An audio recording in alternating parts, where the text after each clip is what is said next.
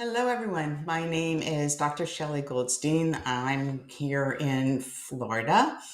Today's lecture is called Fascia. So thank you so much to the American Acupuncture Council for allowing me to be here today and presenting this topic to you. So let's go to the slides. One of the things that has become very obvious to me these days is the synergy of Eastern and Western medicine. And I do firmly believe that integrating Eastern and Western medicine in today's healthcare system is both a multifaceted effort. It's on both of our parts, Eastern and Western practitioners. It requires collaboration, education, research, and certainly cultural sensitivity. And when we are able to perform these responsibilities, the potential is enormous for both patients, but also for us as well. For the patients, it provides a broader range of treatment options and more personalized care. And then when we, as Eastern medicine practitioners, begin to understand Western medical concepts, we find that not only do the patients benefit, but we do as well, because recognizing and understanding these parallels of each of those systems can absolutely lead to an enhanced professional collaboration and improved patient care, which is so important today because as Eastern medicine practitioners, this is our time. This is our time to join Western medical practitioners in an integrative care modality to improve the quality of healthcare and to bring forward a much broader range of treatment options for both the patients and the practitioners as well. That is what brings me to this topic of fascia. I am obsessed with fascia these days. Fascia is kind of the glue that's holding us all together. It's from a modern anatomical and physiological perspective, we see it both as fascia from a Western medical perspective and in our world as Eastern medicine practitioners. We see it as the concept of Jing-Jin or the sinew channels. And when we talk about Jing-Jin, what we're talking about is the network of pathways related to both muscles, tendons, and all of the other connective tissue that keeps us connected in the body. What is fascia from a Western medical perspective? It's a form of connective tissue. It contains collagen fibers, elastin fibers, and what we call ground substance. And so ground substance is what keeps it all together, keeps it nice and moist. So you think about fascia is this tactile network of tissue that both surrounds every muscle, organ, vessel, bone, and nerve fiber, but it also connects the horizontal planes from bone to the surface of the skin. So it surrounds and protects, but it also connects. And it's three-dimensional. As you can see in this image, it moves back and forth. It provides the structural integrity, the stability, and the flexibility of our body to move and be fluid in its movement. And it also allows us to move in a multi-directional and multi-dimensional plane. So that our fluids, our movements are nice and fluid. One muscle doesn't move and then another independently find the movement of another muscle, so that there's this schism of muscle contraction. But it's that fluid movement that allows us to move through the different multi-dimensional planes, upward, downward, inside, outward, and then running through these planes of fascia are nerves. And in that sense, not only do we have movement, but we have sensation.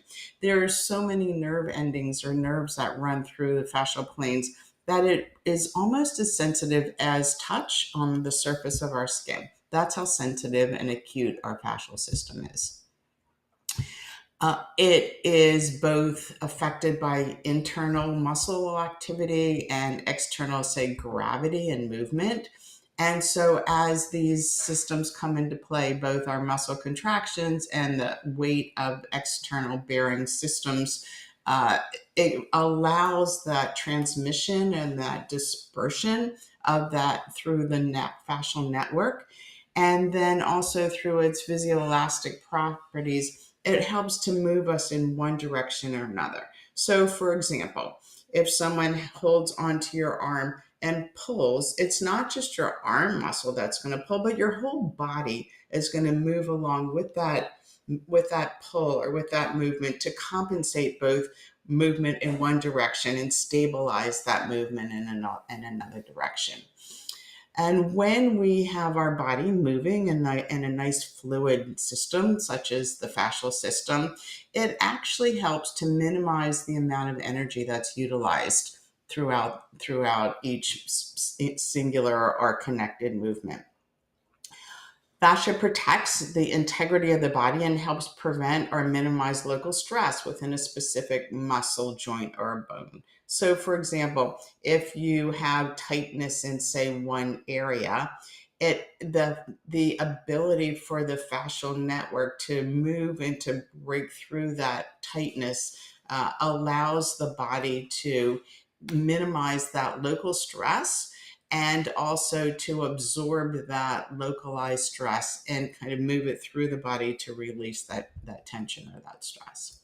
Think of it as the Terminator, right? Think of the Terminator revisited. Think of what if the Terminator was just an individual subset of parts, and there was this gap filler, this structure that was stayed in those empty spaces, and it just filled the space. That's not what fascia is. Fascia is actually what we've been talking about, that ability for this entire elastic contractile signaling, whole body signaling network to move the body in a very fluid, dynamic structure so we can run faster, jump higher, and be more efficient in our movements. There are multiple types of fascia. There's superficial fascia. That's what's on the surface of our body, and it's a very loose layer. It's very wet, and it is made up of fat, adipose tissue, collagen, and elastin fibers. And that ground substance or hyaluronic acid keeps that superficial fascia nice and loose and sticky so that its job is to actually attach the superficial and horizontal planes so that you get this smooth flow between the different horizontal layers so that there's no friction or tension. Its job is more to stabilize and connect these structures, whereas deeper fascia is much more fibrous, and its job is to cover the different structures, bones, muscles, nerves, and vessels, and protect them. So its job is to actually absorb contraction. If the body, say for example, if you start to fall, the fascia that surrounds the different muscles and tissues will contract right before you fall in order to support the muscles and contain those muscles. So the difference being that the deeper fascia is protective, it's contracting, and it holds everything together. Whereas the superficial is more of a connection, so it connects the different layers together. Also, deep fascia has receptors that signal the sensation of pain, right? You land hard when you fall, and the body absorbs that shock. It feels that sensation, sends it to the brain to signal the brain that something is occurring in that particular area. And then the brain can respond accordingly. And then deep into the pockets or the cavities of our body, we have the visceral and the parietal fascia. And again, these are more loose, connective, irregular tissue that has that fat and that liquid hyaluronic acid in it. And its job is to surround and protect the internal organs. The visceral fascia surrounds the organs in the abdominal cavity, the lungs, and the heart, whereas the parietal fascia lines the wall area of the pelvis. Now, what's interesting and what's most relevant for the conversation that we're having today is the relationship between what we're calling myofascial slings. So the myofascial slings are different planes that work together to create mobility and stability. So they are dense bands, as you can see, the superficial front sling, the superficial back sling, the lateral swing, the spiral, and the deep front sling. They're bands that run from the back to the front of the body, shoulder to the contralateral hip.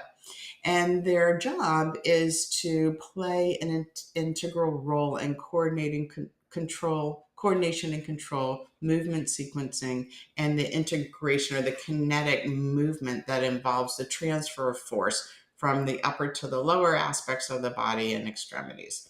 So think of them as these slings that support and allow movement of the body. What's interesting for us is these slings are directly related to what we call our Jing-Jin or sinew channels. These are not the Jing-Lo. These are the sinew or muscle channels that are described separately from the Jing-Lo. So the Jing-Jin channels incorporate the sinew channels, the channel sinews, the muscle meridians, and the muscle conduits or tendon and muscular meridians. They're found in the Suen, chapter 43. It says that wei or defensive qi is formed from food or drink. It cannot travel within the vessels, but flows between the skin and the muscles. It circulates through the chest and remains outside of the channels and vessels. Now, Machiocha then takes this information and combines it with the information that's found in chapter 13 of the Ling Shu. He says that the connective tissue of the limbs is either muscle or sinew in Chinese medicine. Fascia in limbs, sinews, or muscles are both called jin.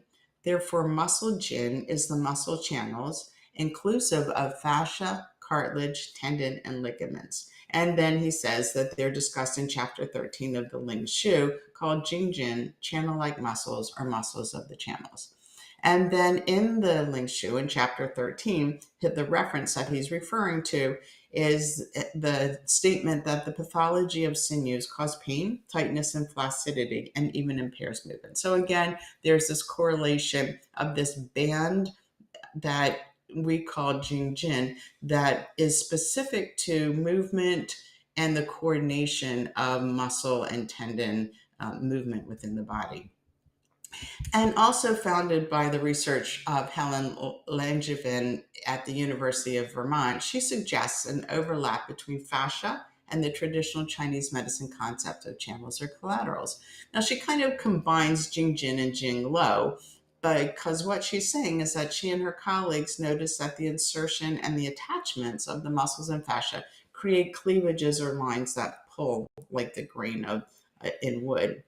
And then she says that there are many acupuncture points that lie directly over that area in these fascial cleavages where the sheets of fascia diverge to separate, surround, and support the muscle bundle, similar to the deeper fascia that we've been referring to.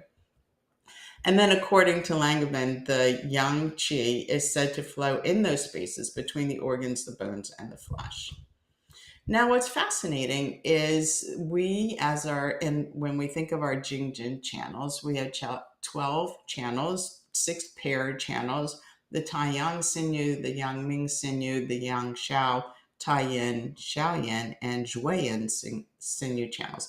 And if you look at the trajectory of those channels, they're very similar to the fascial slings. So you can see them kind of in this image as the similarities between them. But then if you look at this image, you can actually see the direct correlation between the specifics of the slings and the superficial lines of the sinew channels. So you see the superficial back and the urinary bladder channels are very similar. The front line and the stomach channel have overlapping similarities. And then the deep back arm line, correlates with the small intestine sinew channel and the heart sinew channel. The superficial back arm line corresponds with the triple burner sinew and the large intestine sinew channel. And then if you look at the similarities between the lateral line and the gallbladder sinew channel, they're almost identical. And then again, through the deep front line, we see overlapping correspondences between the liver sinew channel, the kidney sinew channel, the spleen sinew, and the spleen sinew channel. And then again, lastly, the deep front arm line corresponds to the lung sinew channel and the heart sinew channel, and the superficial front arm line is very similar to the pericardium sinew channel. So you can see that the planes of these channels very much overlap with one another. So when we compare the similarities between Jing-Jin and fascia, we see that from a conceptual and anatomical and functional perspective, there are certain parallels between the Jing-Jin and Chinese medicine and Western medicine. In that the myofascial system can be observed in their roles as connective tissue networks that support, connect, and influence body movement. And even though they're described differently in our medical frameworks, they both recognize the importance of these pathways in maintaining health, both in terms of structural support. In Chinese medicine, we see them in terms of our support, movement, and stability of the skeletal system. We see in Chinese medicine the concept of pain and dysfunction are attributed to our blockages or imbalances in the flow of qi and blood. And we know that from our Jing-Jin sinew meridians, they are thought to be responsible for the smooth circulation of vital energies. And when there's an obstruction in the sinew channels, it can lead to musculoskeletal problems, pain, and a decreased ability to provide support to the body.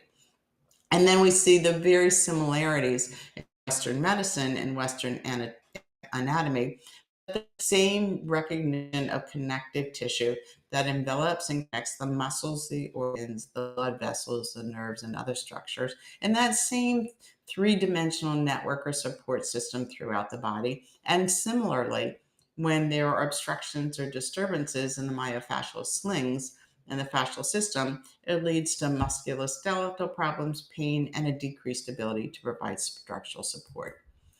We also see that similarity in the ability of the Jing-Jin and fascia and to movement and mechanical transmission. So the Jing-Jin acts as a conduit for a smooth flow of qi and blood throughout the body and supporting that movement. Whereas in Western medicine, it's the fascia that facilitates that smooth mood and gliding action between the adjacent structures. We see there's this interconnection. So we see in Chinese medicine, we understand that connection between everything, that continuous flow of qi and blood through the meridians and the vessels that are believed to nourish and support the organs and the tissues. And we also understand that blockages or imbalances in this flow lead to health problems. And then we also correlate that interconnection, integration by understanding the emotional component of both pain, but also trauma into those Jing-Jin affecting the specific organ systems separately. Although the Jing-Jin does not necessarily refer to the organ systems, we know that there is an interconnection and integration in all of the body parts with the deeper senses of emotion in our being. And then in Western medicine, they think of this interconnection and integration more in terms of movement, but again, we all recognize the emotional component of it. And then there's the understanding of the parallel between Jin and fascia in terms of pain and the perception of pain. So we know from our functional MRI studies that acupuncture's ability to influence the brain's activity in regions associated with pain perception, motor control, and mood regulation. And we know that acupuncture has been shown to activate the release of pain-relieving endorphins. By modulating these pain perceptions, with acupuncture, we can reduce pain, improve mobility, and ease emotional related discomfort. The same in Western medicine, they may not use acupuncture, but there is that innate understanding that fascia contains sensory receptors, proprioceptors, and nociceptors, which contribute to the somatic sensation and proprioception. In our Chinese medicine, we see pain in terms of B syndrome. From our understanding of the Jing Jin, although they're not related to individual organs, we do know that the pain itself is what flows through the concept of pain, or what we call B, or painful obstruction syndrome. Pain, soreness, numbness of the muscles and tendons and joints runs through our Jing Jin. And we know that acupuncture improves and accelerates that flow of qi and blood within the Jing Jin to alleviate B syndrome and restore proper function. Now, although the Jing Jin does not have acupuncture points, those acupuncture points lie along the Jing Lo. But we know that the Jing Jin and the Jing Lo run in parallel. So we use the Jing Lo points in order to affect the Jing Jin meridians. And classical treatment strategies will include, primarily, we think of the Jingwell points. We also know that there are those 4 meeting points that are organized the channels, and regardless of there being an arm, a leg, or upper or lower. We know that the CV3 is for the 3 leg yin channels, small intestine 18 for the 3 yang channels, stomach 8 or GB13, depending upon the source, for the 3 yang channels of the arm, and gallbladder 22 for the 3 yin channels of the arm. And we also have realized that those anatomical locations of these specific points are similar to the histological nodes and convergent points of different myofascial planes. So there's another correlation there. In terms of treatment, we generally use the ashi points, or those are the points when you palpate someone and they go, ah, those are our ashi points. Trigger points, those are those discrete local hyperirritable spots along a band. So although the pain may be felt in a different area, it's that one trigger point is kind of the referral pain that accompanies this musculoskeletal discomfort. Or we use motor points. And motor points are the site where the motor nerve first pierces the muscle belly. It's also known as the MEP, of the motor nerve entry point. And so those are the points that are a little bit larger in diameter. They carry a greater quantity of motor and sensory sensations. And so those are great points for treatment as well. Other forms of treatment include cupping or gua sha. So let me give you an example of what I'm talking about. Here's a case study, and this is a hypothetical case study of a 47-year-old male patient presenting with a 3-year history of plantar fasciitis. He complains of excruciating, sharp, burning pain on the soles of his feet that would come and go. The right foot was worse than the left, and the right hamstring, lower back, soleus, and medial head of the gastrocnemius were very tight. And then that pain, and upon palpation, extended to the medial head of the area of the kidney 6 area. Now, the patient said that he was not aware of any other physical or digestive disturbances, but upon palpation, what we find is that, are looking at his tongue and pulse, that his pulse was wiry and deep in the both proximal positions, and tongue pale with red tips. So what does that tell us?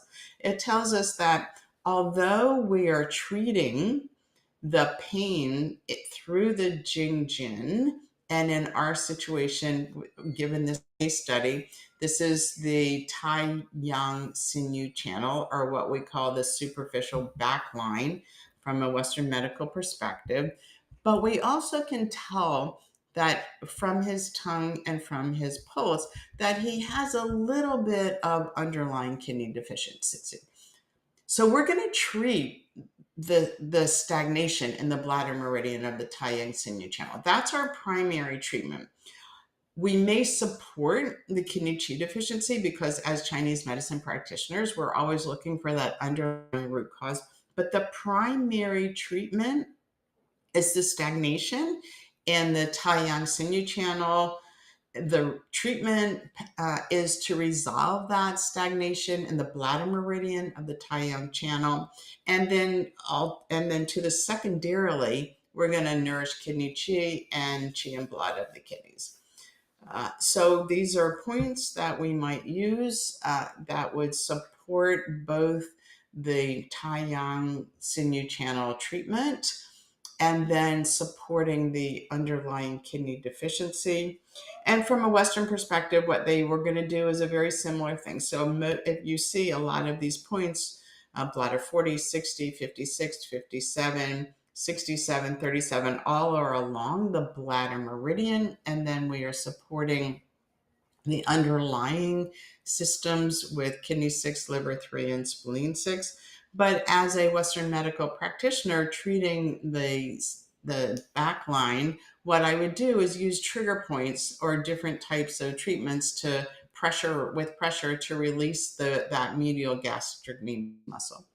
So the patient gets treated, he comes back a week later reporting that a significant reduction, and there's a significant reduction in his pain along the undersole area.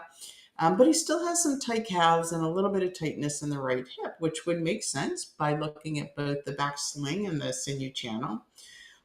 So the next two treatments, we're going to incorporate the following points: gallbladder 29, 34, and these are designed to release the tightness around the hips. Again, we're treating that sling or that sinew channel. And then after 3 treatments, his musculoskeletal problems significantly improved and he was able to remain pain-free by regular home care treatment. And then if he were to go for physical therapy or Western treatment, they would do a similar thing. They would continue to treat that medial gastric nemus area with including the anterolateral zone of the leg and the pelvis. So you see the similarity there with us treating the channels and then in Western medical treatments, the sling. So there's a lot of overlap here.